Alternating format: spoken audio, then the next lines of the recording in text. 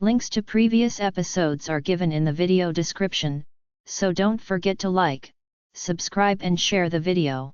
Marked twice, loved once. Episode 15. Chapter 166. Nora's POV. His question shocked me, and I was confused at the same time. What do you mean? What could be there between Alpha Leo and me? I asked, and he scoffed. Still acting confused? Pretending to be innocent? Ava told me she saw you kissing Leo. He shouted, and my heart started racing. My eyes widened, and I opened my mouth, but nothing could come out for a while. It's not what you think it is, Madison. Alpha Leo and I were just. It was a mistake. We were both sad and I was crying and, we kissed, but that was all. It wasn't going to lead to X or anything. It was just that, and it would have ended in that. I want you to believe me, please.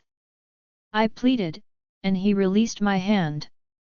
He took a step back and shook his head. You are lying. You are telling lies, Nora. You know that. I was planning to settle our differences before and have you back as my woman. I had planned to settle everything, I had even settled your fight with Julius, but I can see there is nothing to solve and you just proved, and I can't. You are a hoe, Nora. He yelled at me, and my eyes widened. I was shocked and felt like I hadn't heard him right. I raised my eyes to look at him and asked, what did you just call me? Wanting to be sure because I couldn't believe he just said such an insulting word to me. You heard me right, Nora. You are AW*E. He said again, and before I could register anything, I had slapped him hard across the face. How dare you, Madison? I yelled back. How could he call me a hoe? I was pained and didn't know how to react. I was disappointed. Tears rolled down my eyes as I stared at his shocked face. How dare you call me AW*E, Madison? All through my life, I had only been with a man and that man has always been you. The same man I had kept my body to and thought he was the only one that could touch me called me AW*E? Madison? I asked in total disbelief, tears still rolling down my eyes without restraint. I'm disappointed in you, Madison, I said, and with that, I walked away from the room. I got downstairs and saw Julius staring at the stairs. He seemed to want to climb it, probably looking for Madison, but he smiled the moment he saw me and waved to me. Normally, I would have been happy to know that he was cool with me, but at the moment, I was too sad. I just walked over to him and hugged him. Julius, Mom will talk to you later, okay? I said to him and walked away from the mansion. I walked down the street aimlessly, having nowhere in mind to go. I tried connecting with Alpha Leo to ask if he had settled everything with Ava, but he wasn't replying to me, and I sighed. I shrugged my shoulders and continued walking down the street while thinking of why Madison was treating me this way. He refused to trust me 4 years ago, and he still didn't trust me until now. I had walked for an hour or more when Madison connected to me through the mind link. Where are you, Nora? He asked, and I sneered, rolling my eyes but didn't respond. Come back home. He said more like an order, and I felt like hissing.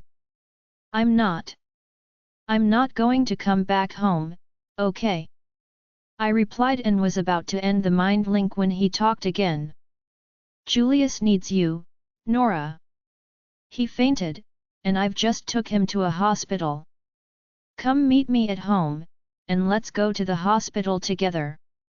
He said and ended the mind link immediately. My heart shook, and I was scared. Was it because I ignored him then?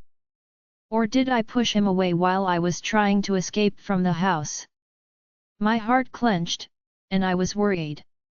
I turned around to see if there was a cab around, and fortunately, one was coming right then. I stopped the cab and gave the driver the address to the mansion. A few minutes later, the driver told me we were already at home, and I rushed out of the cab. I ran inside the mansion and rushed to Madison's room, but Julius wasn't there. The only person who was sitting on the bed was Madison, and my heart started racing again. My lips trembled as I entered the room. What? What? He walked over to me and hugged me. Julius is fine, he said, but tears rolled down my eyes. Did I hurt my son again? I asked and was about to break free from the hug when he shook his head and laughed. I only called you home that way because I knew you wouldn't come if I didn't say that. Julius was beside me when I was speaking to you, and right now, he is with my mom, probably listening to a story of some old folks. He explained, and I was confused. You mean you called me home, lied to me because you wanted me home? You nearly killed me. I yelled at him, annoyed and irritated by his way of solving an issue that wasn't okay with me. He sighed, I'm sorry. I didn't know what happened to me, but I'm sorry I had to do that. He said and looked at me with a pout on his lips. I rolled my eyes and crossed my arms. I don't care about what happened to you. You already called me AW*E, and that's what I am, so let me be, please. I said to him and was about to leave, but he held my hand. No, Nora. You should know I would never call you that. I was just jealous and angry. I'm sorry, he said, but I wasn't moved. I didn't reply to him either. He moved closer to me, and before I knew it, he kissed me. I decided not to respond to the kiss, but I didn't pull away either. He deepened the kiss while his hand caught hold of the back of my head, and I had no choice but to respond. We kissed for a while before he stopped again and started planting light kisses on my lips. He trailed down my face with kisses, taking his time, and went to my neck where he created some hickey before moving down to my cleavage. He grabbed my breast and squeezed it gently, earning himself a moan from my perverted mouth. My light gown gave him the chance he needed. You're liking this? He whispered, and I nodded reluctantly. I was angry at him, but I loved what he was doing to my body, and I didn't want him to stop. I stopped and closed my eyes. Yes. I yelled in pleasure. I loved this, and I couldn't miss it for anything. The last time we had sex, it was more emotionless as we were both angry with each other then, but presently, it seemed different because he was nice to me again and I felt like we might make up after this. It was like my dream to have passionate sex with him again one day and it seemed that it would be coming through at the moment. I wrapped my hand around his neck and kissed his lips passionately. Madison chuckled as he removed my gown. I was being taken to a very high place, but I didn't want to stop. I wanted it to continue as I was enjoying herself so well. I'm coming. I stopped and closed my eyes. He grabbed my hand and made me lay back in bed. I'm not done yet, he said and he started on me again. Minutes later, I released again. Yeah, he moaned as he stood up and positioned well. An hour later, we were done. He lay beside me and smiled. What are we now?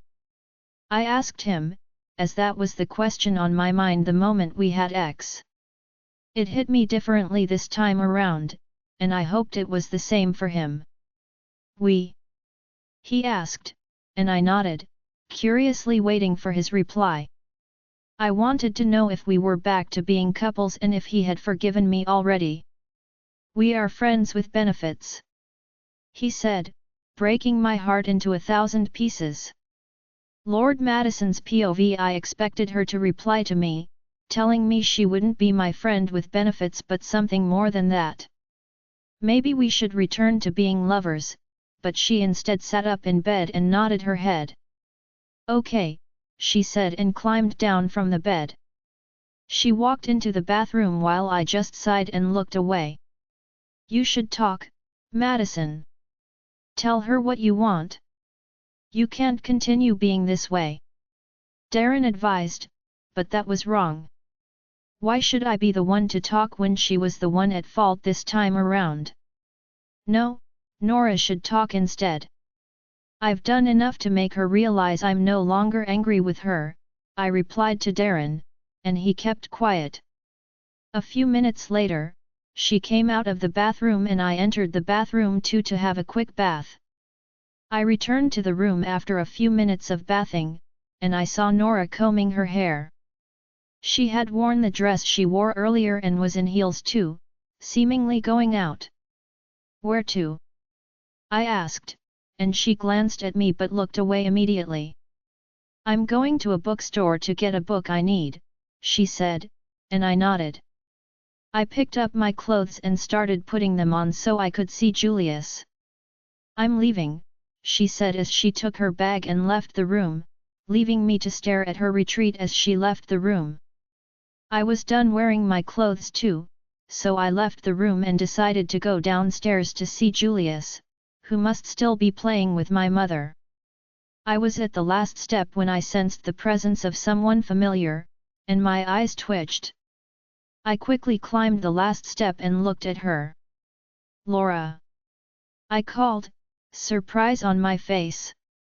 I didn't remember inviting her, and I had no idea what she was doing in my house. I turned to look at Julius, who had a displeased look on his face, and I wondered what was going on until Laura turned to look at Julius and revealed a smile. Julius, Dad is upstairs. Why did you tell me he wasn't around? She asked Julius, who crossed his arms and looked at me. Because I didn't want you to see my dad, he said without looking at her, and walked to my side. I was confused. With that little display, it was obvious that Julius did not like Laura and was only nice to her then because he wanted to make Nora feel bad about what she did. I was surprised at how vicious and smart my son was, but Laura was waiting, staring at the two of us awkwardly. She wasn't a fool, so she knew Julius wasn't welcoming her and he did not like her either. I looked at her and sighed. Julius, go and wait for me upstairs. I will come to meet you when I'm done with my friend, I said to him, and he nodded before leaving for his room. I walked toward Laura and led her to a seat where we both sat beside each other. I didn't expect to see you. I was surprised when I saw you, and for a moment, I thought I was seeing wrong. I needed to let her know I didn't expect her in my house and I didn't invite her either, but in a polite manner. I was still annoyed about the unwanted kiss she gave me then, and I still wanted to scold her about it. Yes, I didn't tell you I would be coming, she said, and I raised a brow. So, she knew? About the pretense and kiss, I don't want to continue with it anymore. I'm not okay with it, I said to her, trying my best to be as polite as I could. Laura nodded. I know, and I'm not here for that. In fact, I have a boyfriend, and I don't know how he will react if he hears about this. So, I want us to stop too, she said to me, and I was relieved. I breathed in secretly before I revealed a smile to her and raised a brow. It's a surprise to see you here like this, but I know you can't be here just to say hi to me, are you? I asked playfully, and she chuckled. No, I'm here to remind you about tonight, she said and stopped. What was tonight about? Was there a soccer or football match? No, I wouldn't miss those for anything, so what could it be? I wanted to ask her what it was, but I felt like it would make her feel bad, and it made me wonder what to do. I was still thinking of the best way to go about the matter when she spoke up. My birthday is tonight, and I will be glad if you can come. Remember, you promised me you would come, and I will be expecting you there, she said, and I made a silent oh sound as I had completely forgotten about that. I don't think I will be able to come tonight because I will be busy. There are things I must attend to, and I don't know how many hours that would take me, I said to her, and she sighed. I understand, she said, and her expression turned sad. I know you are very busy, but can't you spare me at least an hour of your time? You can just come for an hour and leave. Remember, we've been friends since childhood, and you hardly attended my birthdays. I want my other friends to know I have a lord as a friend. Can't you honor me this once, please? She asked, pleading with me with desperate eyes. I wanted to say no and let her know I wasn't the party type, but it was hard to say when she was staring at me so much. I nodded my head. Okay, I will try to come, I replied, and she beamed with excitement. She hugged me lightly and stood up. Thank you very much. I should have stayed a little longer, but I have some preparations to do for tonight, so I will have to leave now. Let's see at night, okay? She said, and I nodded. I stood up and followed her to the door. I watched her enter her car and drive out of the mansion before I returned to sit back on my seat as I waited for Nora to return. I wanted to go to the party with her as it would be proper to do so, but I waited for hours, and she didn't return. I tried calling her line, but it was off, and I tried connecting with her through the mind link, but for some reason, she was blocking me, and I wondered where she was. I knew she was fine because my wolf wasn't restless, so I wasn't bothered about her. It was already 7:28 p.m., so I decided to dress up and leave alone so I could return early too.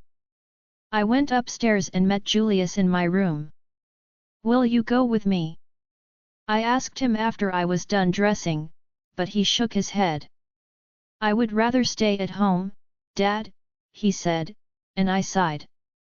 He seemed not to like Laura at all. I dressed up and drove myself down to the party. I entered and saw some people who knew me as it was a living room party. I exchanged greetings with some, chatted with some that were closer and looked around for the celebrant, but she wasn't among the crowd. I was still searching for her with my eyes when I saw her come out of a room with a man, and she looked at my side immediately. She walked over with the man, hand in hand, and bowed when she got to me. Lord Madison, you're here. Thanks for coming, she said, and I replied with a humble smile that lasted only seconds. This is my boyfriend. His name is Larry. She introduced the man to me, and I looked at the man. I'm Madison. Nice meeting you, I said to the man who bowed before taking my hand. I've heard a lot about you. My baby told me you are a very generous person, handsome and full of royalty. I can see that's right. He flattered me and I chuckled. Laura called a server who came over and she asked him to serve me my favorite drink before she left to attend to others in the room. The server brought the drink few minutes later and I started sipping it. It took me few minutes to finish that and they brought another one which I only drank a little from. I was staring at some dancers in the room when I suddenly felt my legs turning jelly and I staggered backward. My eyes were blurry and my legs were becoming weak. I struggled to drag myself toward a seat, where I sat down and lowered my head, trying to wipe my face. Maybe I would feel better. Darren, what's going on? I asked, but Darren did not reply me and I was frustrated. Still thinking about what was happening to me, I saw Laura walked up to me and she asked, "What's happening?" I closed my eyes and groaned. I don't know. I feel weak somehow. I wasn't sick before now, so I don't know what's happening to my body, I said to her and she sighed. She called some men who came over and stood in front of me. Let this man take you upstairs. I'm sure you will feel better after a few minutes rest. It might be the result of stress. She said, and I felt like that could be true. The men helped me up the stairs and laid me in a bed inside one of the rooms in the house. I closed my eyes and grunted. I had no idea what was happening to me at all. I felt someone climb on top of me and I opened my eyes to see who it was, but I was surprised to see that it was Nora. "What are you doing here, Nora?" I asked, but she only smiled back at me and kissed me. I responded to the kiss and we kissed for a while before she stood up again.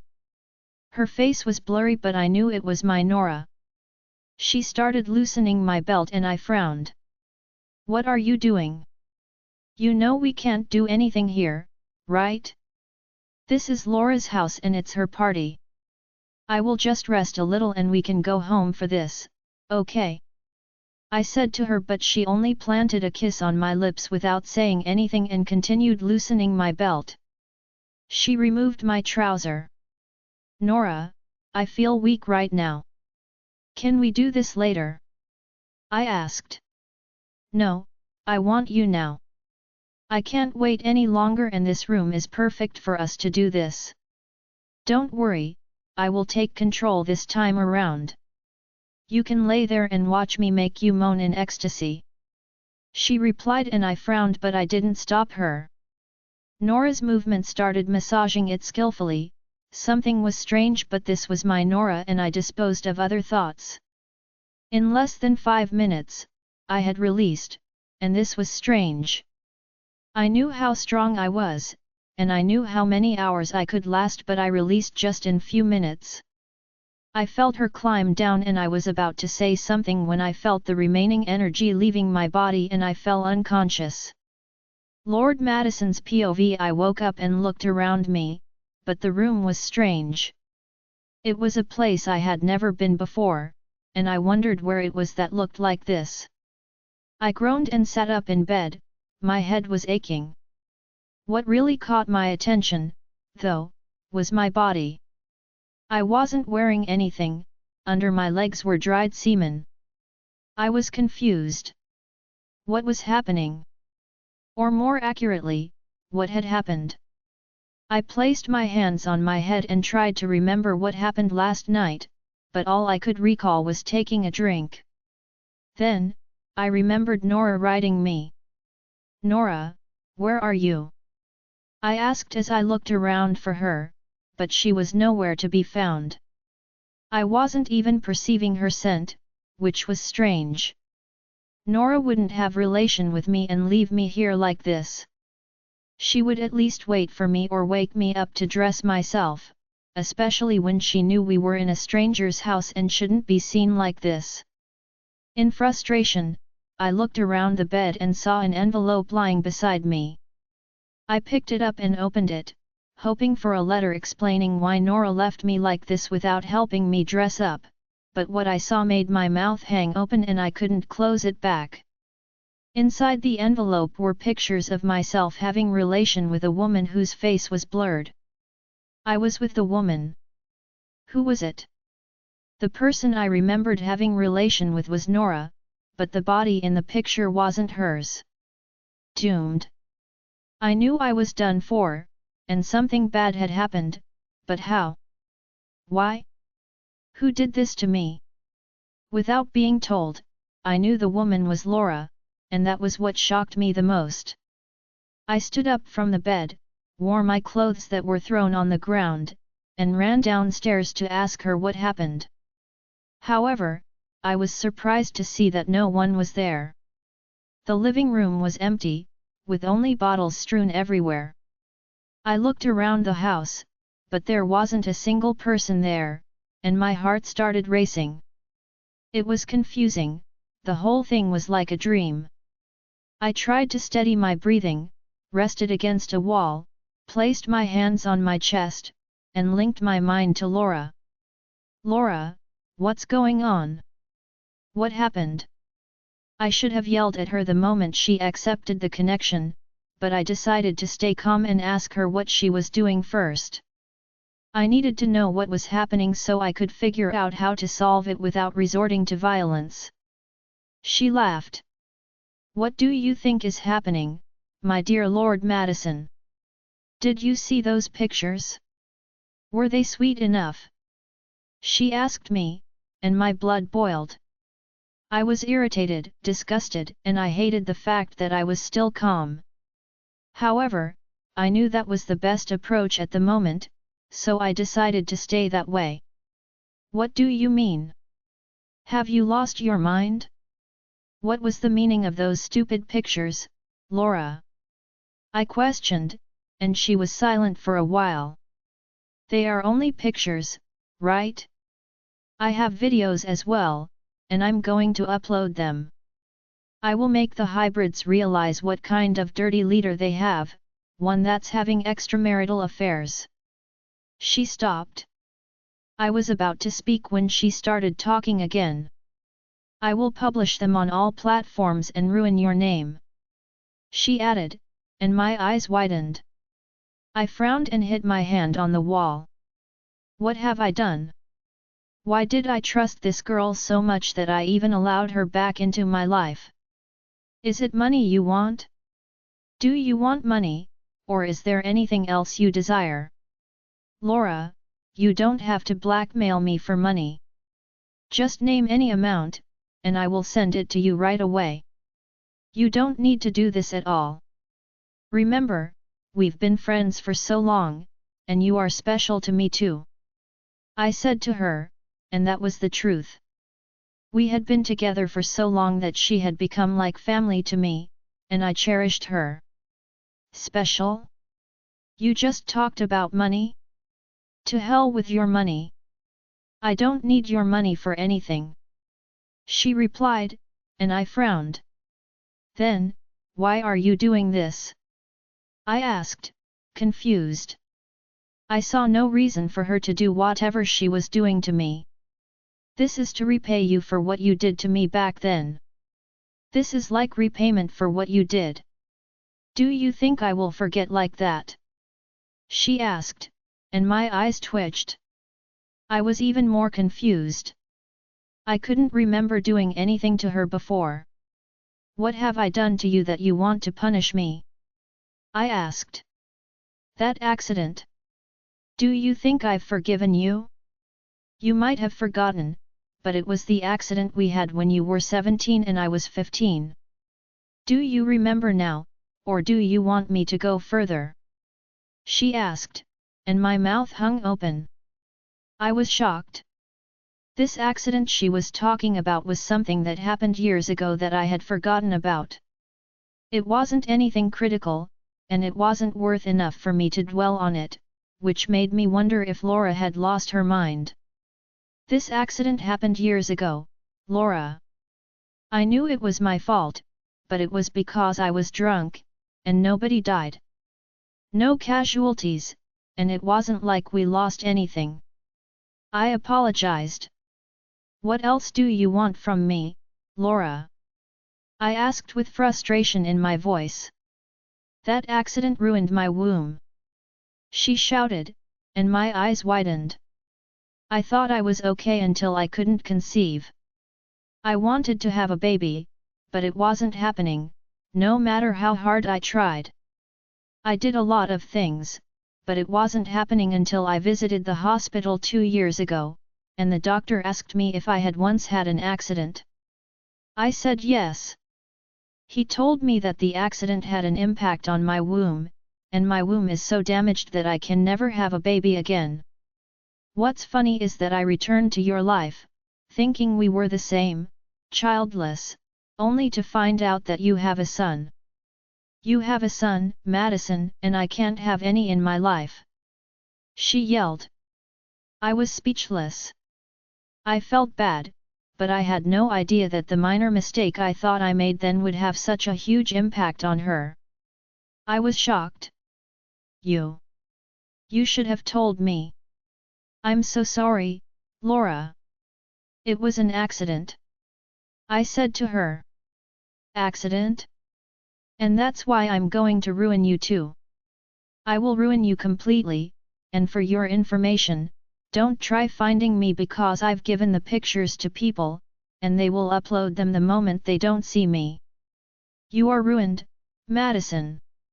She warned, and my heart started racing. Please don't do this, Laura. I have a son, and I don't want him to see such a thing about his father. I don't want Nora to see it either. You can do anything else to me, but can you not do this, please? I pleaded. Don't, please, I added.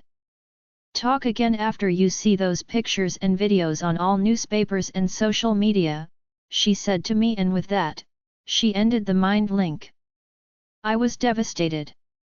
I stood there, staring into space, for a while before I decided to return home and explain things before Nora saw the videos. I was lucky enough to find my car keys inside my pocket, so I picked them up and ran out of the house. I entered my car, started the engine, and drove down to my mansion.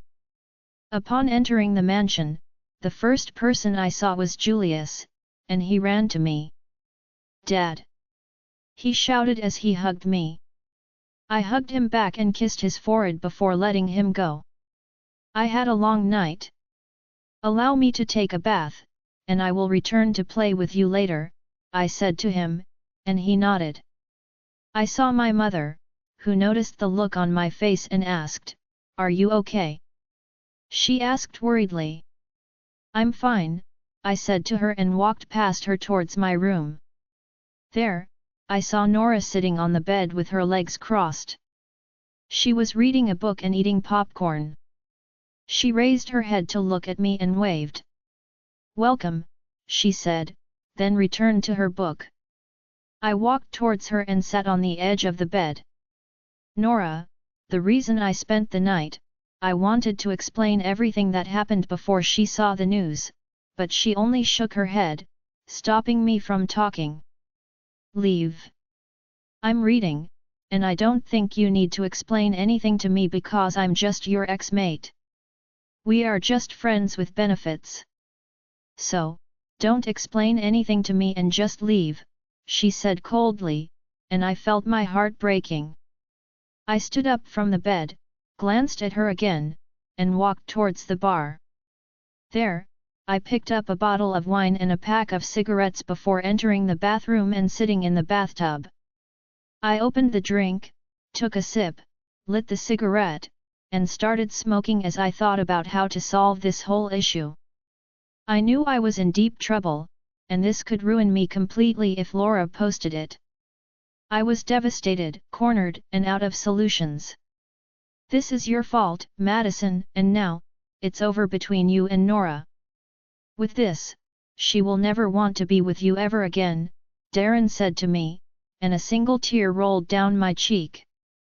Nora's POV: it was already late, and Madison still hadn't returned from the bathroom after he entered 2 hours ago.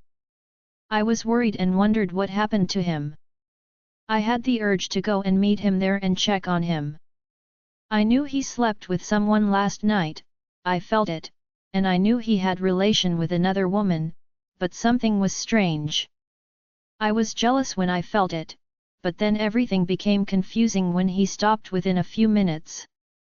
Madison wasn't like that. He was strong in bed and he could go for hours, so I felt maybe he just ejaculated, but I still felt like something wasn't right. While I was thinking, he came out of the bathroom, and the first thing I perceived from him was the scent of alcohol and cigarettes, which made me wonder what was happening to him exactly that he was looking so devastated. I had the urge to ask him, and I had even opened my mouth to ask until I stopped and shrugged. Maybe he was just feeling guilty for sleeping with another lady when I was here. He changed into his pajamas and came to lie down beside me in bed. I stared at him for a while, but he had his eyes closed, and I sighed. I stood up, walked toward the bathroom, had a bath, dried my hair, and returned to bed to sleep too. I picked up my book from the bed, kept it somewhere, and lay beside him. I wanted to sleep and forget about him because he was worrying me, but I could not sleep as I was too worried. I kept rolling and rolling until I realized I could no longer take it and decided to turn to face him. I stared at him for a while and figured that he wasn't sleeping either. He seemed to be in so much pain, and I wondered what it was that was disturbing him so much. It took me a while, but I later fell asleep, and by the time I woke up, he was no longer by my side.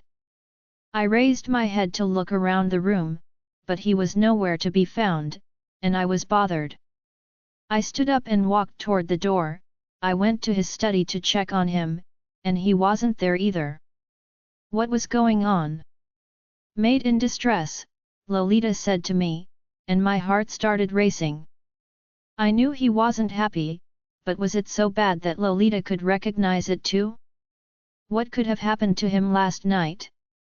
I closed my eyes and concentrated on his scent, only then did I realize he was still in the mansion. I followed his scent and climbed the stairs. He was far away, his scent made me realize he was at the top of the house, and I wondered what he was doing there. I increased my pace and walked faster toward the top of the house. I needed to see him to relax my mind as I was too worried about him. I got to the top of the mansion and saw him standing there. He turned his back to me, but I could see he was smoking.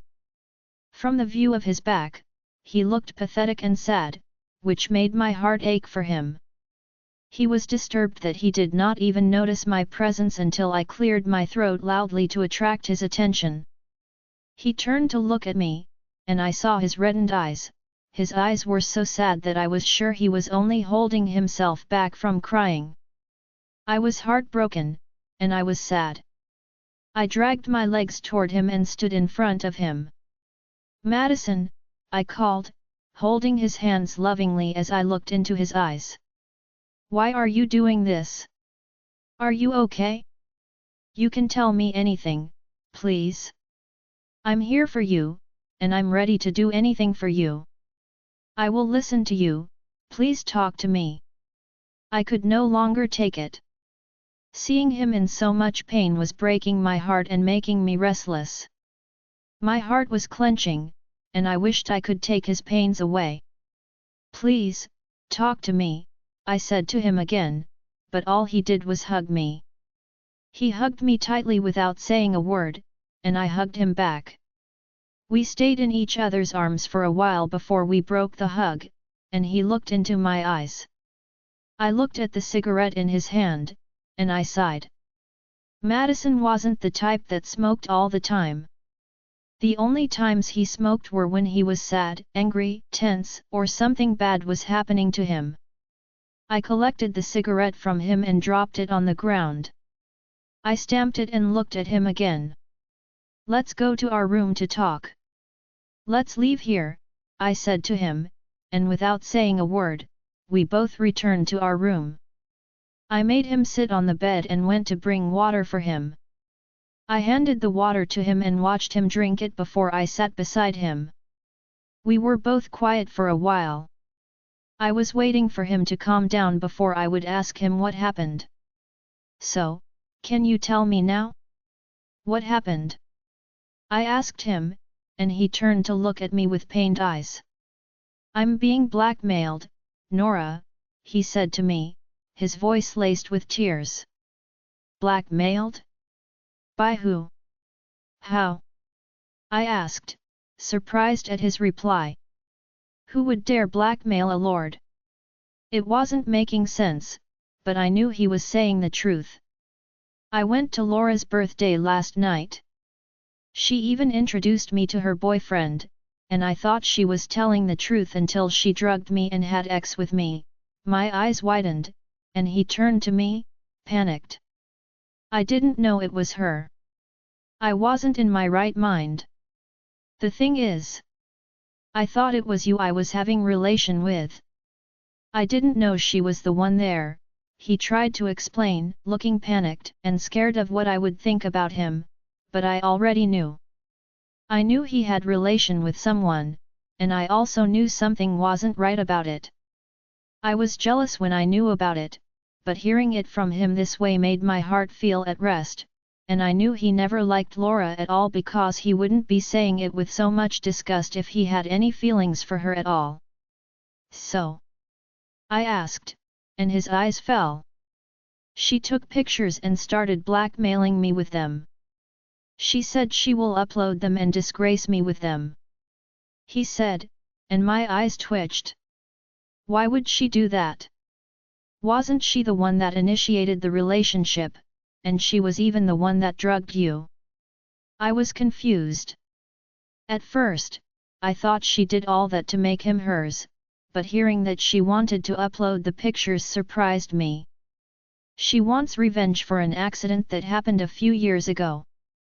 I was drunk that day, and we had an accident. I thought it was just minor until she announced and told me it ruined her womb, so she wants to ruin me too. He said, and I frowned. An accident ruined her womb? I felt pity for her, but I hated her for making my man so sad too. I sighed and took his hand in mine again. Where are the pictures she took? Do you have them here? I asked, and he nodded. He pointed to his drawer. It's there, he said, and I stood up. I walked toward the drawer, opened it, and brought out the pictures. Staring at the pictures, I felt angry, but most of all, I sympathized with Madison, and without warning, I returned to him and hugged him tightly. This was my man, he belonged to me alone, and it broke my heart to see that another woman was making him so sad.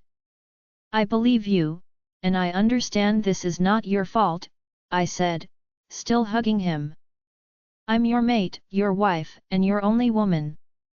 It's my job to stay by your side, support you, and this time around, I will do just that. I will support you, Madison. You are not in this alone, I said to him and kissed his shoulder as a single tear rolled down my eye.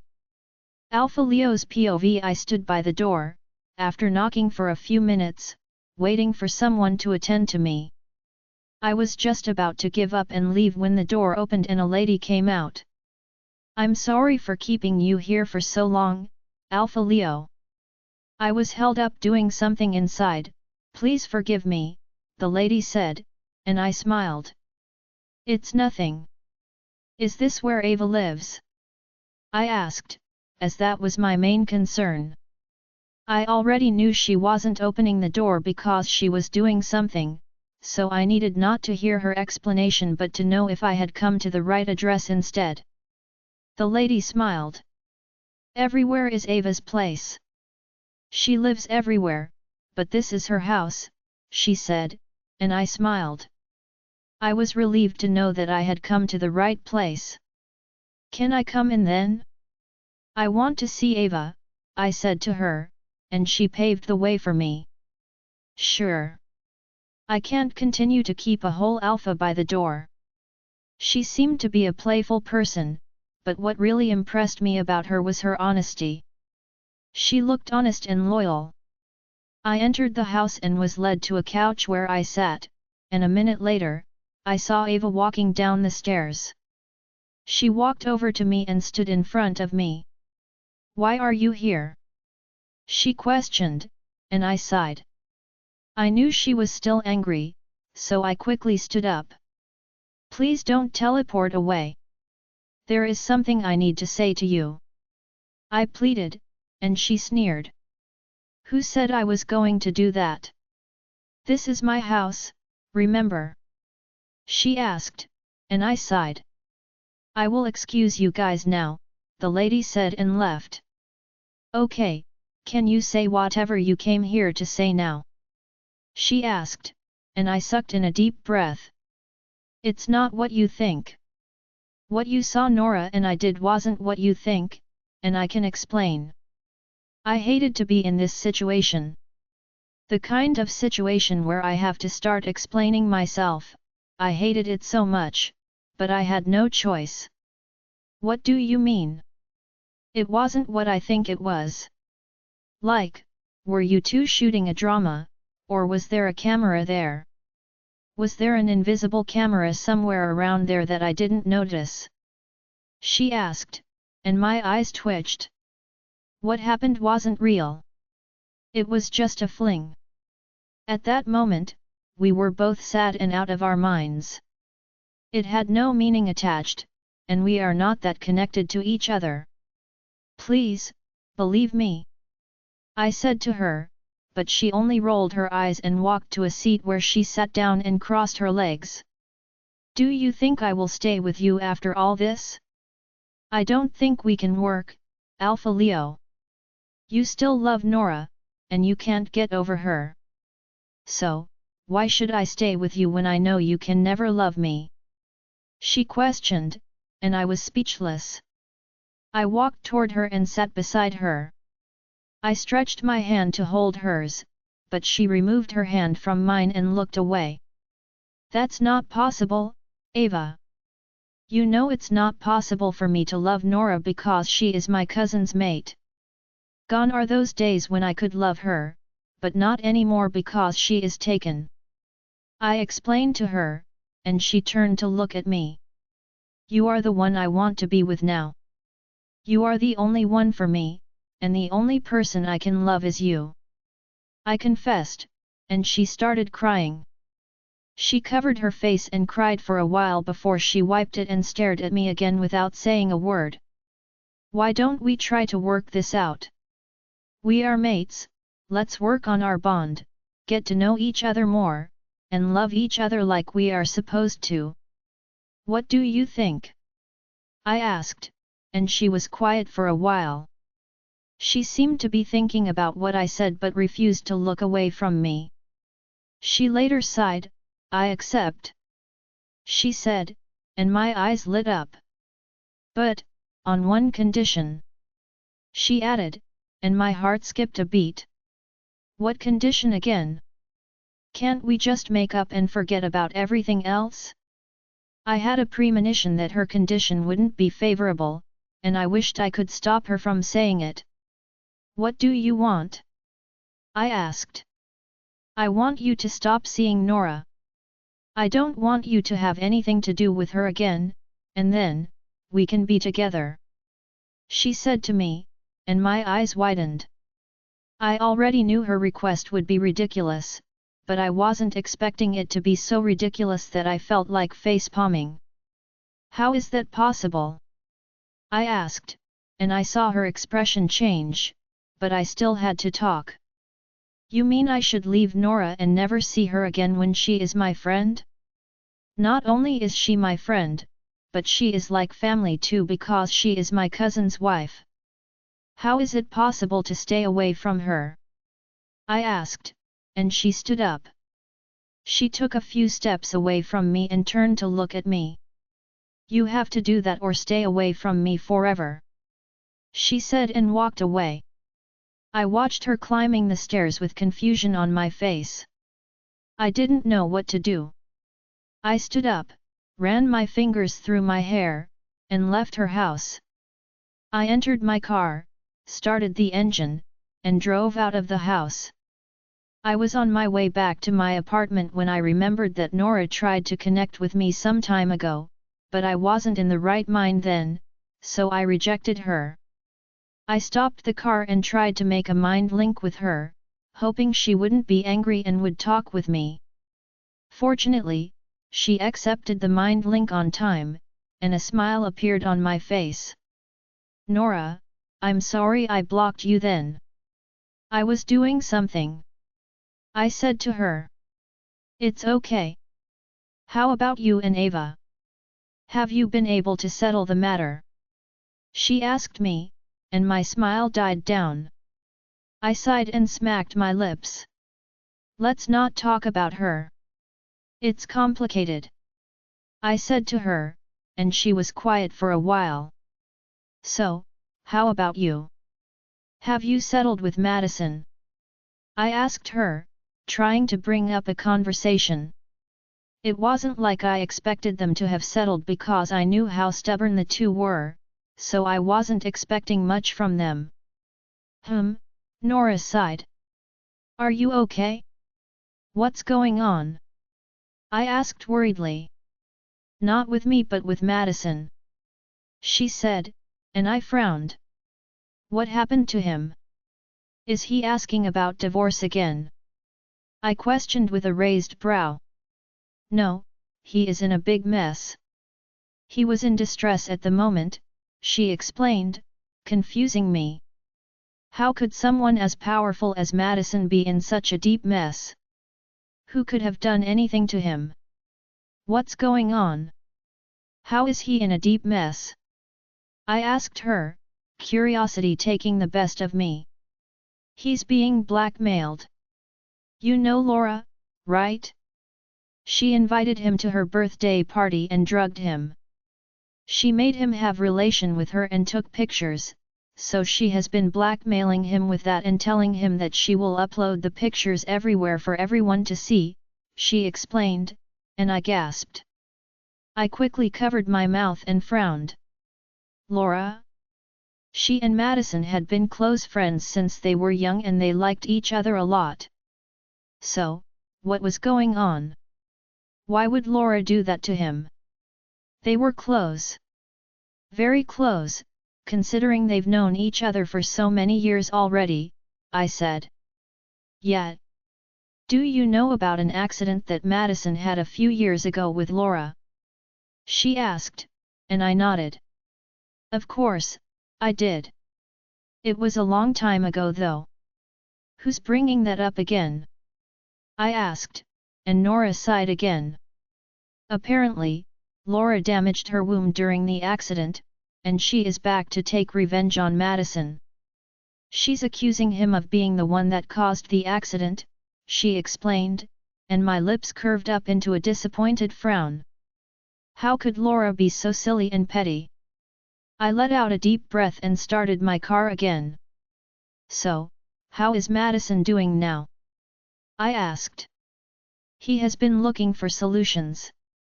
He tried reaching out to her, tracking her down, or whatever, but she already threatened him that the pictures are with someone else and they would upload them if he tried anything. He is frustrated and disturbed, she explained, making me sigh again. Okay, don't worry, I will settle this. I will clean up the whole mess, I promised. She appreciated me, and I could feel the excitement in her voice before I ended the mind link and concentrated on my driving. I made a mind link to Laura, and she accepted immediately. Laura, where are you? I asked, skipping pleasantries. I'm somewhere. Why? She asked, and I frowned. I want to see you. Can we meet? I questioned. Why should I do that? I already know why you want to see me, and I know what you and Lord Madison can do, but I'm not scared of any of you. If you try to touch me, I will tell those that have the pictures and videos to upload them immediately, she threatened, and I smirked. I don't intend to touch you or do anything with you. Let's just meet and talk. Are you still in San Francisco? I questioned. Yes, I am. What about you? She asked. I'm in San Francisco too, but I will be leaving for California tomorrow. Can we meet today? I asked her, as today was the only day I could see her. I've been away from California for too long, and I had to return, but I wanted to see her first. I'm in the nearest coffee shop to the hospital where Lord Madison's son was admitted. Can you come and meet me there? She asked, and with that, I ended the mind link, changed my direction, and drove back to where she was. Fortunately, I saw her drinking coffee at the center of the shop, and I walked toward her. I sat in front of her, and she bowed a little without standing up. What do you want, Laura? Is it money? You know I can give you, Madison can do that too. All you need to do is name a price, and the money will be yours to spend, I said to her, but she only rolled her eyes. It would be nice if money could bring back my damaged womb and give me a child, don't you think? she asked, and I sighed. I understand how you feel more than anyone, Laura. I once had a daughter too, and I lost her. I still remember the pain I went through then and how disrupted my life was after her death because I felt like it was my fault even though I knew it wasn't. I know you must be feeling bad that you can't give birth, but you don't have to do this because there is still a chance for you, I said to her, and her eyes twitched as she looked at me. Yes, why don't you opt for surrogacy? Not having a womb doesn't mean you can't have a child when there are surrogate mothers available. You can do a gestational surrogacy. I will pay the bills, I promise, I said to her, and she fell into deep thought for a while before nodding her head. Okay, I will do it, but on one condition. Here we go again. What condition? I asked. Lord Madison must be the male donor for the surrogacy. I want to have his child, she said, and my eyes widened. This is ridiculous. Nora's POV. I was in the sitting room, playing with Julius. After Madison talked with him, things have returned to normal between us, and we've been closer than ever. We would play at any given chance, and I couldn't be happier. Seeing my son smiling because of me was the happiest thing for me, and I was excited. Mum, what's wrong with Dad? He asked, and I was confused. I looked at him and raised a brow. What do you mean?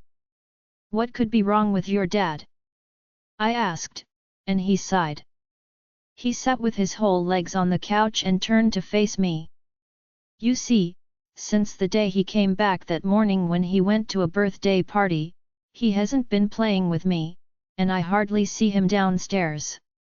He's always in his room or always doing one thing or the other.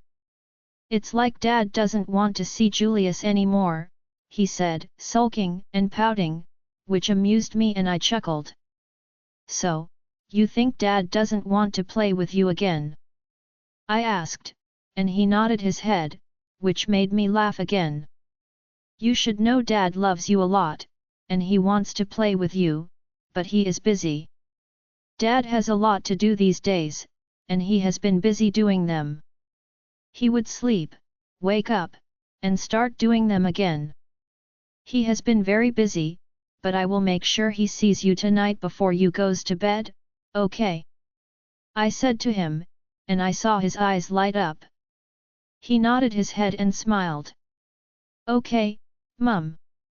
Thanks for this, he replied. I was about to reply to him when I heard Alpha Leo's voice in my head, and I was nervous because I knew it would be about Laura. Nora, he called. Please, hold a second, I said to him and grabbed Julius's hand. Julius, Mum is coming. I want to quickly pick something upstairs. Can you continue making the planes? I asked him, and he nodded. We were making paper planes and playing with them. I stood up and walked toward the stairs. You can continue now. I was with Julius then, but I had to excuse myself, I said to him as I was climbing the steps. How is he? I mean Julius. He asked, and I smiled. He's fine, I replied. I was curious to know what he had to say about Laura because I knew he had connected with me to talk about her. I met with Laura, he said, and my curiosity rose. Really? What did she say? I asked curiously, but he was quiet for a while, which made my heart start racing, and I was a little bit scared. We settled it, and she agreed to surrogacy, but there is a problem, he said. I was glad to know that she accepted surrogacy, as that would make her leave my husband. The problem he mentioned did not bother me a little because I knew the highest she could ask for was money, and we all had that. I could even give her the money myself if she wanted it. I wanted to appreciate Alpha Leo and tell him not to bother about the problem, but then again, I decided it wouldn't hurt to listen to it, although I already knew it would be about money. What's the problem? I asked, not very interested though. She said she would opt for surrogacy only if Madison accepts to be the male donor, he replied, and my heart stopped. I was quiet for a long while before I opened my mouth and hissed. She must have lost her mind. She is crazy. What sort of rubbish is that? Why would she want my husband's sperm to make her child? Madison is mine, and I'm the only one permitted to carry his baby. I replied, anger surging through my veins. I was jealous, possessive, and irritated. How could another woman share my husband with me? That cannot be done, I added. I know, and I don't want that either. I've been thinking of a better way to solve this, but it will be better if you can think of a way too, he advised, and I agreed. Let's see how it goes. I will let you know when I think of something, I told him, and we ended the mind link. I walked up the stairs and went to our room, but Madison wasn't there. I came out of the room and perceived his scent. Following it, I realized he was in the gym room. I rushed there and saw him hitting a punching bag. He was throwing punches after punches, and he was sweating profusely. His sweat had drenched his shirt, which made it obvious that he had been punching the bag for a long time. I walked toward him and stood beside him. Madison, I called, but he ignored me and continued punching the bag. He was groaning, he was tired, but he refused to stop, and my heart was aching for him. I moved closer and stood in front of him, hoping he would stop because I believed he wouldn't hit me. He threw his punch forward and was just a few inches away from me when he stopped and groaned, I'm tired, Nora. I've never been this stressed before. I've never been this bothered and helpless before. I can't eat, I can't concentrate on anything because my mind keeps going there. How could Laura disrupt my life this much when I've always seen her as a friend? I've always cared for her as a friend, but she could still do this to me. He lamented bitterly, and I could feel his pain. She has given the pictures to people, and they might upload them anytime. People seeing it is not my problem, but Julius's. He would surely go to school, and his classmates would point fingers at him.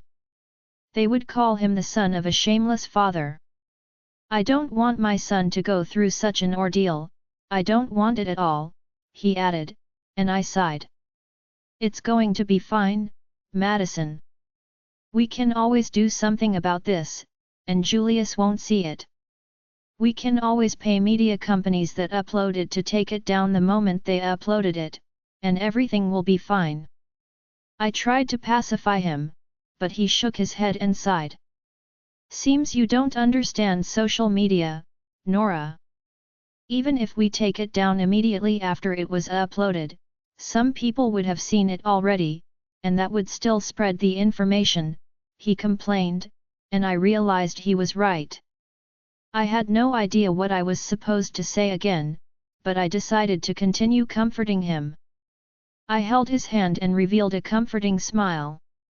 Don't worry too much. You have me, you have Alpha Leo too, and we both are always here to help you out.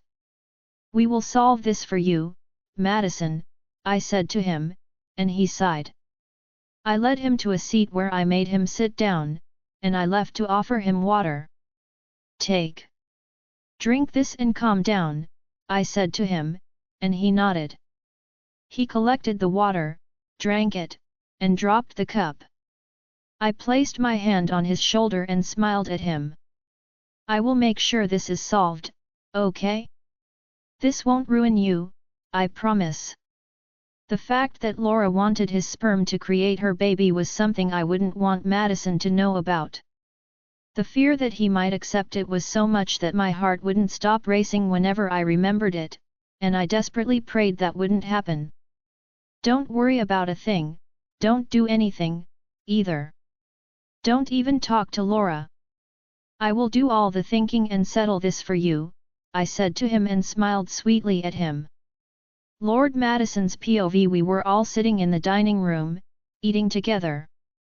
Nora, Julius, and my mother were busy chatting and playing, but I wasn't able to join as I had a lot to think about. I was trying to stop myself from overthinking after Nora promised me she'd find a solution, but it wasn't easy. The thoughts wouldn't leave my mind, and I was scared.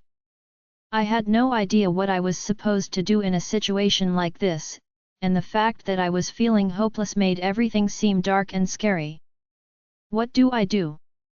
I've been thinking for so long, but nothing is coming to my mind. I'm so troubled, and I want a solution, but I can't find any because my mind is so messed up. What do I do? I asked Darren, who had been ignoring me for a while already. What if Julius sees it? What if she uploads it, and Julius sees it? Won't he hate me? Won't he be disappointed in me and wish he never knew me? I added, my heart racing and my appetite slowly fading. Talk to me, Dar. I was still yelling at Darren when I felt a tap on my shoulder, pulling me out of my trance. I turned to look at Nora, who tapped me and raised a brow. What is it? I asked calmly, but she only signaled for me to look at Julius. I turned to look at him and forced a smile. Yes? Did you call me? I asked calmly, but he looked worried. He glanced at Nora and then turned to face me. Dad, are you okay? You've been quiet for a while, and you didn't hear me when I called either. Is something wrong?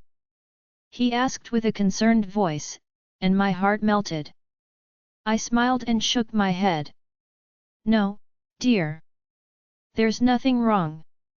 I was only interacting with my wolf, and that's how I get carried away whenever I'm speaking with him about something very important, I said to him, and he smiled. He seemed relieved after hearing that I was fine. I can't wait to have my wolf too. When will I have that? I want to have a wolf and a mate too. When will that happen? He asked, and I smiled. Mate? I asked, and he nodded. Yes, mate. My mate, when will I find that? He asked, and I laughed. How could you think of a mate at your age? You are 4 years old. What do you know? I asked him, and he blushed. I know a lot, Dad. I might be 4, but I know everything I'm supposed to know and more, he said to me, and I frowned. I was supposed to laugh it off, but for some reason, it bothered me.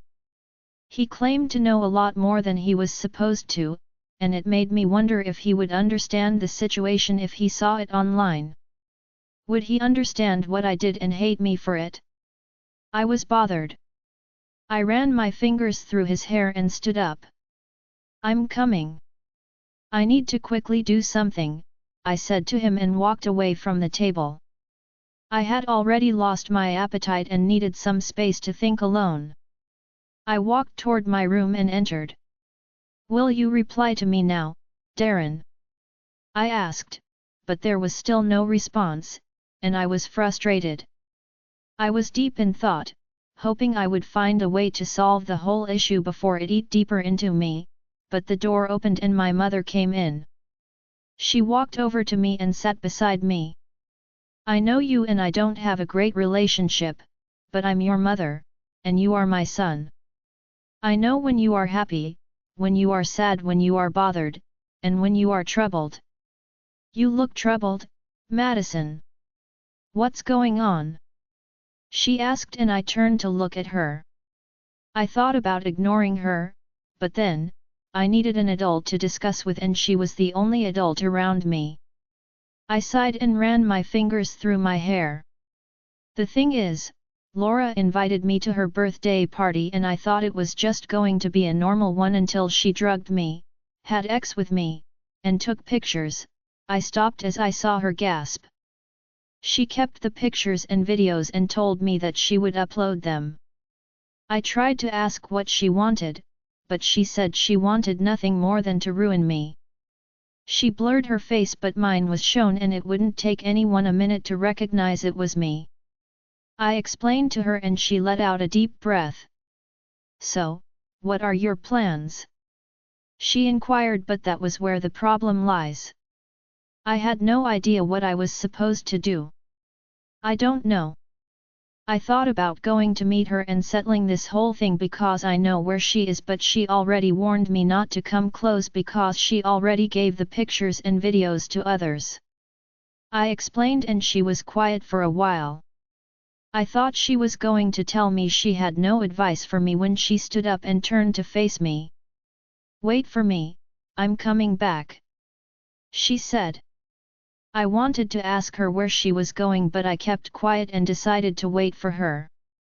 I watched her leave the room only for her to return a few minutes later with a laptop in hand. I frowned. What was she doing with a laptop? How did that relate to what I told her? I was confused, but I still kept quiet. This is my laptop, she said and sat beside me. I know that already. What I want to ask about is why you brought that here. Did you think I said she already uploaded it? No, what I said was that she threatened to upload it, but I don't know the time yet, I said to her, and she shook her head. I understand you, right?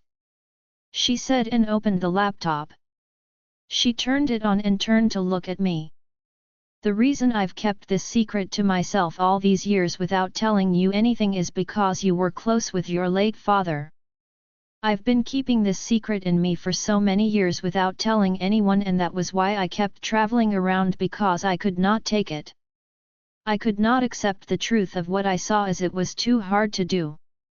She explained, but my frown only got deeper. What are you saying, Mum? I asked, unsure of what she was saying. What secret was she talking about, and what was it with my father? Take this and open that file. She dropped the laptop on my lap and pointed to a file she wanted me to see. I hesitated for a few seconds before I clicked the button and opened the file, but what I saw there made me gasp. I covered my mouth as my eyes widened and I couldn't believe what I was seeing. The date of the file was about 15 years ago, and inside the file were pictures of Laura and my father, in the bed. Young Laura had her hands on my dad's waist in one picture, she was on top of him in another, and they were kissing in another. She was young but was acting like an adult, as what she did in the pictures was too hard to accept from such a young girl that she was back then. Laura and my dad. I asked my mum, who was looking sad beside me, and she nodded her head bitterly. Scroll down and see more. Videos are still there, she said to me, and I gasped again. I strolled down, and that was when I saw a lot of videos where Laura and my dad would go out on a date, where they were kissing, where they were hugging, making out, laughing, smooching each other, and a lot of unspeakable things which made me feel very ashamed and disappointed in both Laura and my dad. Those two dated for a long time then, and it broke my heart to know that my rival was such a young girl. My mother said, and I sighed. I knew for a long time that they were dating, and that was why I couldn't stay at home, because I felt so sad and betrayed. You guys were just young adults then, and I didn't want to ruin your relationship with your father, which was why I kept it in me and started traveling around to ease my broken heart. She explained, and I sucked in a deep breath. I felt sad for her. Does Laura know you have these pictures and videos taken? I asked, but she shook her head and smiled. She doesn't, but we will use it against her now. You should send one of the pictures to her and see how she reacts, she suggested, but I could only continue staring at her as I had no idea what I was supposed to say. I was just too shocked and in disbelief. It was like I wasn't seeing right, or maybe I was dreaming, but for some reason, I wished it wasn't a dream, because this was a great chance to treat Laura to a lesson, and I didn't want to miss it. My mother collected the laptop from me and placed it on her lap. I will send those pictures and videos to your phone. Make sure to use them well and make her back down. We can't have her frustrate your life like this, she said as she sent the files to my phone. She sighed in relief after they were all sent and shut down her laptop. Afterward, she closed it and turned to look at me. I hope you will be able to send her away with this and make sure she never shows up in our life again, she said and stood up. She was about to leave when I stood up and hugged her from behind. Thanks, Mum. Thank you very much, I said gratefully, but she shook her head. Don't say thank you. This is nothing, and I should have been with you, helping you and making sure you were happy for a long time ago, but I failed to do that, she said and smiled bitterly as she left the room. I was thinking of going after her when Nora entered the room. What's happening? She asked, and I rushed toward her to hug her. I'm so happy, Nora. There might be a piece of good news. I cheered and laughed like a maniac. It was like a fresh breath after long, hot days. Lord Madison's POV. I kissed Nora's forehead and walked toward the bed, where I picked up my shirt and put it on. Would you mind telling me what the good news is? She asked, and I chuckled. It was funny the way she was so curious, but I loved it because it made me feel like she cared about me, and I knew that was true. I shook my head and laughed. I don't want to tell you yet. I will make it a surprise for you, I said to her, and she pouted. She crossed her arms and glared at me. You better do that soon, or I might get too impatient, she replied and walked over to me. She helped me button up my shirt and revealed a sweet smile. Should I come with you? She asked, but I shook my head. As much as I wanted her around me, I didn't want her to be there when I would confront Laura. I wanted to keep my woman out of trouble, and I wanted to make her feel secure with me, even if it wouldn't mean much to her. I picked up my car keys and kissed her forehead again. No, baby. I've got to settle this alone. Don't worry, I've got this, I said to her, but she continued staring into my eyes, and I knew she was worried about something I had no idea about. If anything happens or you feel like she is up to something again, please give me a call, okay? I will drive down there immediately, she said worriedly, and I smiled. I bent my head a little and kissed her forehead again. I will be right back. Laura has lost her respect already, and I won't show her any sympathy. Don't worry, babe, I said and rushed out of the room, not waiting for her to respond. I already had an idea where Laura was, so I picked up my car and drove there. I knocked on her door, and it took her a few minutes to open the door, but her eyes widened the moment she saw me. She tried to close the door on me. I rolled my eyes, stopped the door with a quick reflex, pushed it open, and closed it, holding the key. I saw her face turn pale as she took steps back, panicking. You better not do anything stupid. Remember I told you the pictures and videos are with people, and they will surely upload them the moment they don't see me in a few hours. I know you have powers, and you can do. She stopped, looked around her, and took a few steps back again. She was scared, and I could see that in her eyes. Her hands wouldn't stop trembling either, and it was amusing how she was panicking after all she did to me. She nearly ruined me, man. What is it? I asked coldly, and she swallowed. I know you have powers, right? And you can kidnap me, but don't think you are safe after doing that because you will never know the people I gave the pictures to. They will upload them, and there won't be anything you can do about it, she said, trying to sound threatening. To her, she thought she was intimidating me, and maybe she expected me to be scared and start begging her. That was something I'd never do again, not even when I already had her secret with me. I'm not here to do anything. I won't do anything stupid, so just shut up and listen to me talk, okay? I asked her, and she seemed a bit relieved, but that only annoyed me. Firstly, I have to apologize for the accident. It was a mistake. A mistake I made while I was drunk. You and I were both drunk, and I've always thought the accident was minor. I never imagined it would harm you this much. I'm sorry for that, okay? I said and grunted. Although I hated her for trying to ruin me, I still felt bad about what happened to her because of my drunken mistake a few years back. I wanted to apologize. I wished she would understand it was just a mistake and stop creating the illusion that I'm a bad person in her head.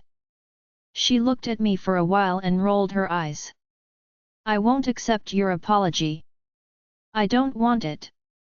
I will go through with the surrogacy only if you volunteer to be the father. I mean, the one to donate his sperm, she said, and I frowned. What was she talking about? What was the issue with surrogacy that she was talking about as if I was the one who advised her to do it? I wanted to ask her what she meant, but what she said about me being the male donor turned me off, and I couldn't wait to finish what I came to her house to do. I smiled and crossed my legs. I came here to show you something interesting. It has been a while since we last saw and talked like this, so I decided to come over to your house to show you something fun, I said to her, and she scoffed. Something fun? She asked, and I nodded. Come over and see it, I said and brought out my phone. But I realized she wasn't moving forward at all, and I frowned. Don't you want to see? I asked, but she only continued to stare at me. I don't want to. Who knows what you are going to do to me if I come close to you? She asked, and I smiled. If I had planned to harm her, I would have done it days ago, not after I had gathered all the information I needed to expose her. Okay, bring out your phone and check this out. I'm going to send you some things to check, I said to her, and I saw her frown deepen. But I only laughed and unlocked my phone. I sent 2 pictures to her and raised my eyebrows. Just sent them. Check them right away, I told her, but she hesitated. She brought out her phone to unlock it and check what I sent her, but she seemed scared for some reason.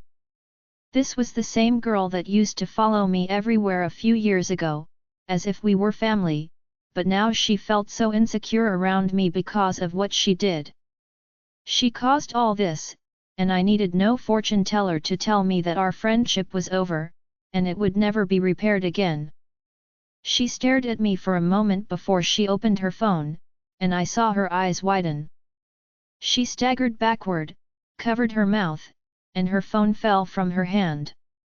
I thought she was going to gasp and pick up her phone, but she looked at me instead and started waving her hand, shaking her head, her lips trembling. This isn't what you think, and it's even from a long time ago. How were you able to get this? She asked with a trembling voice, and I smirked. How I got it isn't your concern. The real issue here is that you were dating my father, Laura. While you and I were friends, you were dating my father. Were you hoping to become my stepmother? Or did you just want an old man to support you? I asked, but I needed no reply from her as she no longer deserved my attention. I rolled my eyes and dropped my legs. I have more of those, and there are videos too. I'm going to upload them on many sites and make sure the whole world sees it, I said to her, and her eyes widened. She fell on her knees and started pleading, please, don't do this. Don't do this to me, please. It was a long time ago and it was a mistake. Can't we just dispose of all this and forget about the incident? She asked, and I felt like laughing. She was the same person who said no to my request a few days ago and threatened that she would upload my pictures, no matter what I do. But now she wanted me to forget about her own mistake? Was that how it worked? I was confused, but most of all, it was funny how she could open her mouth and make such a silly request when she knew well enough that she did not deserve that much. There are so many ways to use this against you, Laura. I would first take them to the Council of the Hybrids and let them know what kind of person you are. I will tell them you are the one who killed my father and make them punish you for it. I'm sure you know by now that the cause of his death hasn't been found yet, and it wouldn't cost me a dime to pin that on you. I will make them realize that the clothes he wore the same day he died were the ones you were here in, and the date on that picture was the same day he died. You must have gotten mad at him about something, and the next thing you wanted to do was kill him. Why? Because he betrayed you or because he cheated on you? I asked, mockery obvious in my tone as I mercilessly berated her without restraint. No. No, I didn't kill him. I saw him that day, we met somewhere, but I didn't kill him. I didn't do anything to him at all, she defended herself, but I only shrugged. I knew very well that she wasn't the one who killed my dad, but I wanted to pin it on her, maybe to threaten her. Also, I will upload it on both international and local media, and I will make sure none of them takes it down. I will make sure it stays there for at least a few months. You know what's funny? My dad is dead, so he wouldn't be feeling any shame, and the only one who would be feeling ashamed and embarrassed would be you because you are the only one still alive right now, I said to her, but she started begging again. Tears were already falling from her eyes, and it was satisfying to see her at my mercy like this after everything she had done to me. Please, don't do this to me. I have a bright future ahead of me. I have my dream job which I must do, and I also have a serious boyfriend who wouldn't want to see such a thing. I don't want to lose him, Lord Madison, please. I don't want him to walk away from me, she apologized, but it was just too irritating and annoying. I'm not going to accept your plea, Laura, I said to her, and I saw her tears roll down her eyes. She stood up from the ground and wiped her tears. You know what? I will go and bring those pictures and videos I have of you, she said and ran toward the stairs but stopped and looked at me again. I will burn them, she promised and left. She came down a few minutes later with pictures and a USB, which she poured on the ground and raised her hands like a criminal who was caught stealing. This is it, she said, and I frowned. All? What about the ones you said you gave to people? Where are they? I asked. I could remember well enough that she said she gave the pictures to some people who would help her upload them. She shook her head and fell on her knees again. I didn't do that. I was only lying. I did not give the pictures to anyone, she replied, and I sneered. I stood up from my seat and shook my head. Really? So you drugged me, had sex with me while I was unconscious, made videos, took pictures, and started blackmailing me with it. How dare you, Laura? I yelled at her as I stood up from the couch and walked over to where she was kneeling. I'm sorry, I'm so sorry. I was so pained when I came back and saw that you had a kid and a wife. I don't know what came over me, I'm so sorry, she apologized, but all I did was shake my head. I packed the pictures and the USB and turned to face her. Don't expect forgiveness from me, Laura. You disappointed yourself, I said to her and walked toward the door. I was about to leave the room when I stopped and played a recording on my phone. This is you admitting to drugging me. If you try anything stupid again, I won't hesitate to drive you to jail for it, I warned her and left the room, leaving her in tears with a satisfied smile on my face. Alpha Leo's POV. I drove down to my mansion. None of my men knew I was coming, so I had to find my way home.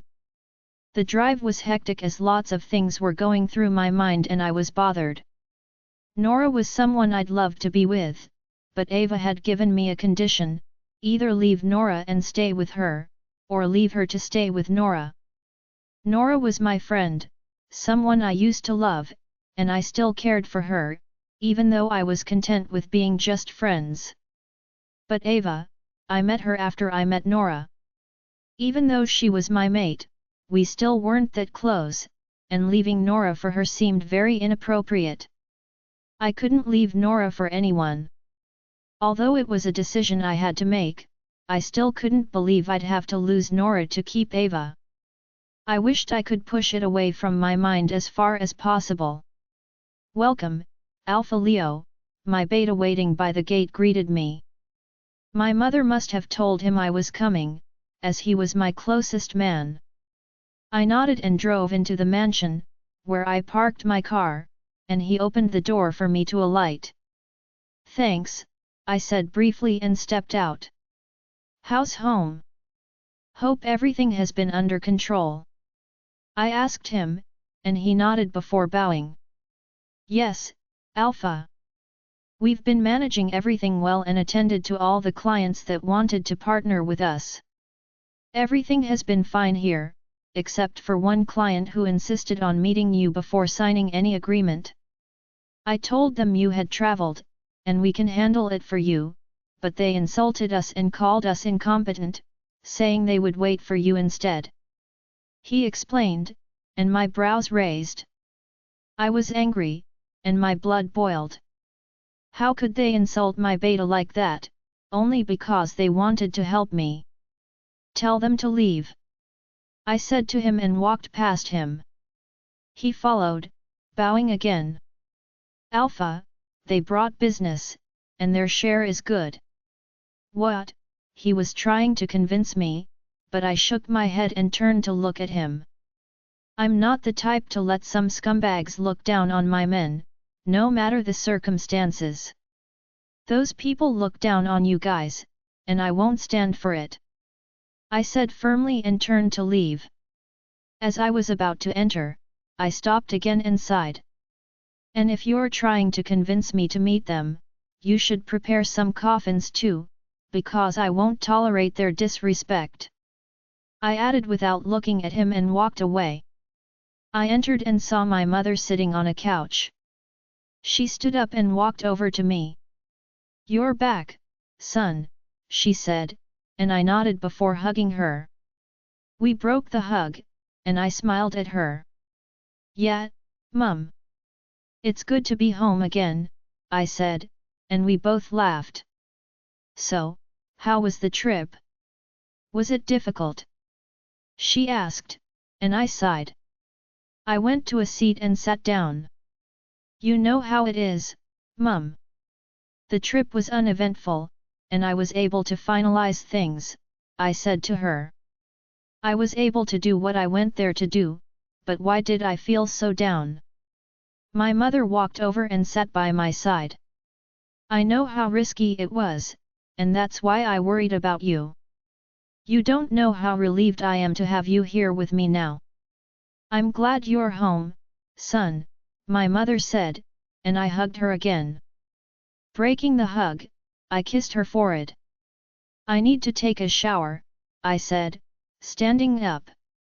"I'll be back to answer your questions soon, but right now, I can't say more than I already have," I said to her.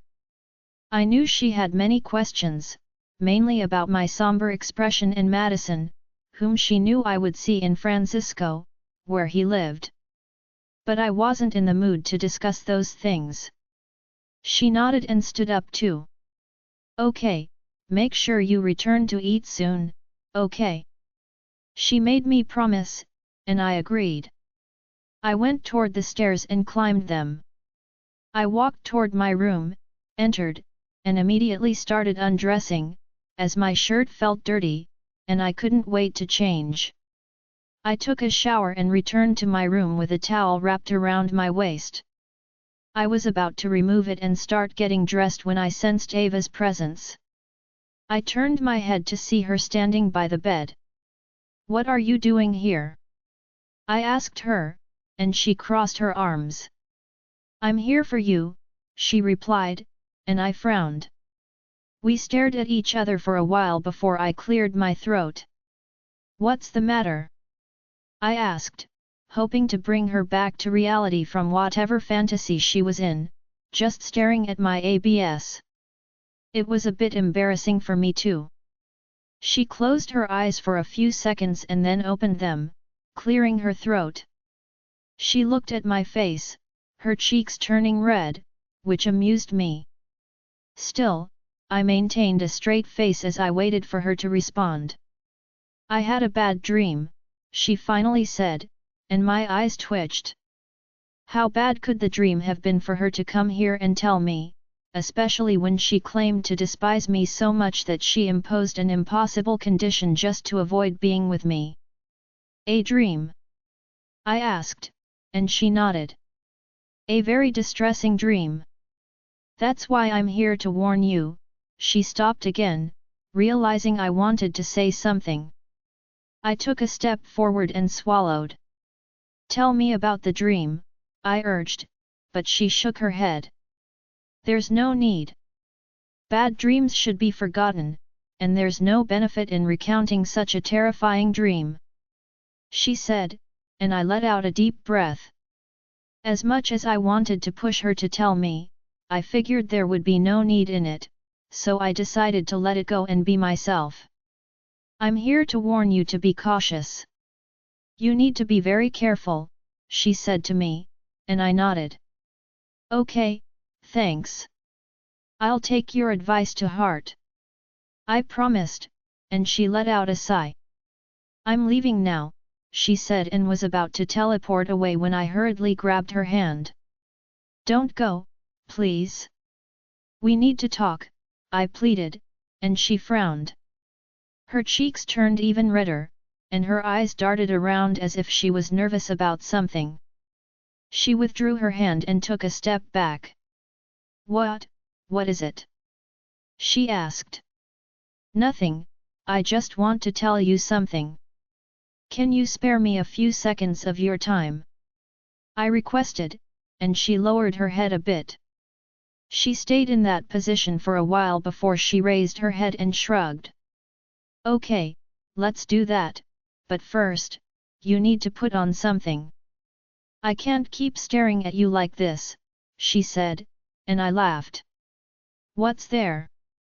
Everything you're seeing right now belongs to you, and you can touch them as much as you want because you are my mate," I joked, and she chuckled before sitting on my bed.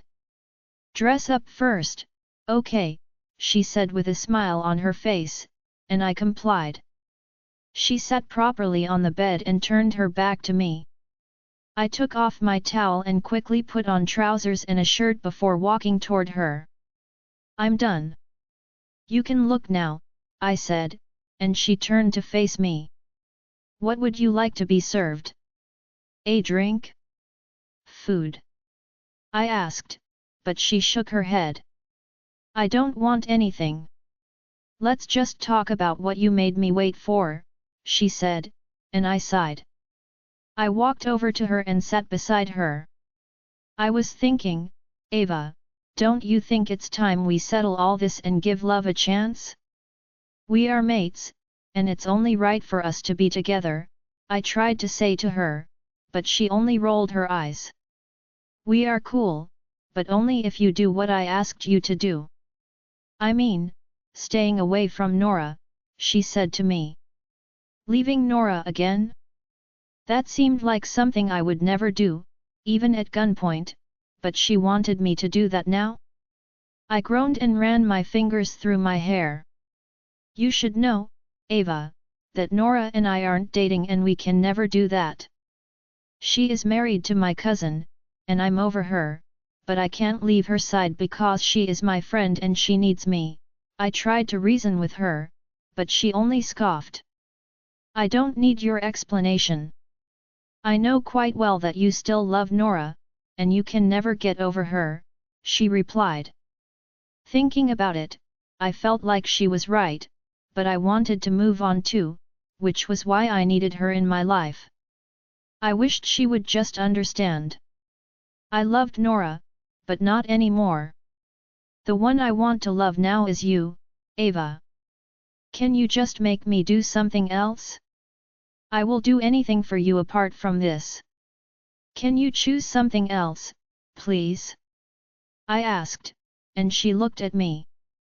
She was quiet for a while, but she later let out a deep breath.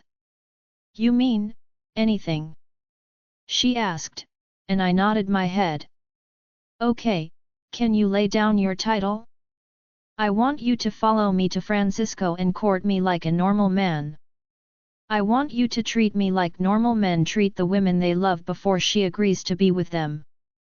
You know how they pursue the girl and make her love them back? I want you to do that. Court me and let's see if that will help me open my heart to you, she said, and I frowned. It sounded more like gibberish to my ears, and I looked at her as if she was a fool. How would I leave my pack to go for her? You know I'm an alpha, and I can't leave my pack, right? I asked her, but she only rolled her eyes and sneered. You know my ability, and you know I can always bring you here whenever your attention is needed. All you have to do is win my heart, and we will return to the pack together. Can't you do that too? You asked me to make you do anything, and you would do it, she said, and I sighed. I didn't expect her to give me this kind of condition, and it sucked, but I was already into it. Where would I stay? My apartment? I asked, and she shook her head. No, you will stay with me, she said, and I sighed. You can do that, Leo. If that's what she wants, you should do it, Ethan advised, and I sighed. I will do that, I blurted. Alpha Leo's POV. We teleport to her place after I gave my mother an excuse and left the pack in the hands of my men again, but I told them to always inform me of everything, and I would be there to help out. I couldn't tell them where I was going to anyway, as it was too embarrassing to say. We appeared in her room and she walked over to her bed where she sat down and crossed her legs. This is my room, but we can both share it from now on, she said, and I frowned. How could we share a room when we were not even dating yet? Was it because she only had one room? I won't mind using my apartment here if you want. It's quite big enough for us, I said to her, but she shook her head. No, we are using here, she said, and I sighed. How long? How long do I have to stay here with you? I asked her, and she stood up from the bed. She walked over to me and wrapped her arms around herself. I don't know, she said and shrugged. It might be a few days, a month, a few months, or a year. It all depends on you, she said, and my eyes twitched. I frowned and raised a brow. What do you mean? You should know I have a lot to do. I'm an alpha and I have a lot to do in the pack. I tried convincing her, but her expression crumbled, and I could feel she was angry. Okay, you can leave then. I will return you to your pack, she said, but I could only sigh and shake my head. It's okay. I will stay. You promised to always take me to the pack whenever my attention is needed there, right? I asked, and she smirked before nodding her head. Yes. I promised you that, she replied, and I nodded. I walked toward the bed, but she walked toward the door and turned to face me. I'm coming. You should relax and feel at home, she said, and with that, she left the room. I watched the closed door for a few minutes before I sucked in a deep breath and sat on the bed, dejectedly. I was sad, frustrated, and confused. Are you feeling uncomfortable here? Ethan asked me, and I let out a deep breath. Of course. I've always imagined that my second chance mate would treat me well. I thought we would love each other and live a life that would make me forget about Nora and move on with my life, but what's this? She kept giving me silly conditions before I can be with her. It's so annoying, and I don't know what to think about this, I lamented to Ethan, who seemed to understand how I felt, or maybe I thought he did. Who knows? Maybe some angry goddess is punishing you for what you did to Nora. You let her go and treated her as if she wasn't important to you. Maybe this is the karma for all that, he said to me, and I rolled my eyes. I ran my fingers through my hair and groaned. I don't want this, Ethan. I'm not in the mood to play at all, and I don't think you are oblivious to that, I replied to him. I'm not joking either, Leo. I'm sure this is the punishment for what you did to Nora. You have to face it while regretting treating her that way, he said, and maybe he was right. Maybe Nora's love would have been better if I had held on to her then and made her my wife, but I let her go and made her feel like she wasn't important to me at all. I closed my eyes and grunted, I don't know, I groaned. I don't even know if Ava likes me or not. She is always so cold that I used to feel like she hates my gut. Maybe because of what my father did to her mother, I don't understand, I lamented. Well, I doubt that's the case. I feel like she likes you a lot. Underneath those angry eyes is a full-blown affection for you, and I'm sure about this. Also, I think she would have killed you if she wasn't in love with you.